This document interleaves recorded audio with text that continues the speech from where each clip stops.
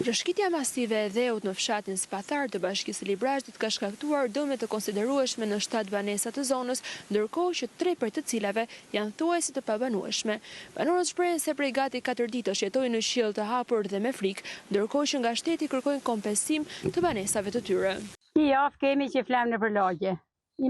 Këtë jetë su flesh për nata, se dim që të bojmë, kemi frikë mërëm nga ora 2-3 në bëth. Paron poshtë fare, se kemi frikë se na ikin natën. Që të bojmë, ha, ku të emi? Ku të emi, ku të sërtohemi, ku të emi?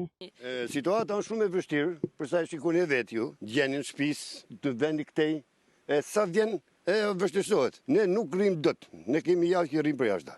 Ftohet shumë keq, rrim jashtë, fundmi mrena, po fundmi me frikë, sa hymë herë mrena dalim jashtë. Tornadën, llogaritu roje, ushtar, roje. Roje, absolutisht. Kemi 4 ditë, që nuk e flet gjumë, tamam, si herës. Vetëm rikëshu, ngri, sepse e shtëpia lëviz. Familja Leka sapo ishte kthyer nga prona në të cilin ndodhi rrëshqitja. Shumë ullë të përduhet, të i mërna të flemë e natër në bëjanër me gjumë me andra. E bon kërç ka hapsujt për qak, ku të dalë. Bilbi ka pojë dhomë, që është më tonë, tha, po që ashtu, tha, po ishë për gjetë, dalë për gjetë për jashtë. Se më nësë ndalë. Ka që rrezik jemi.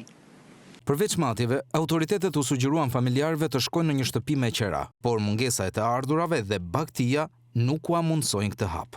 Ku më shkoj me qera? Leqi nuk të ebjeri shpinë me qera me kontratë. Ska. Unë kërkoa a kanë shtëpia sociale, banesa sociale. Nuk ka.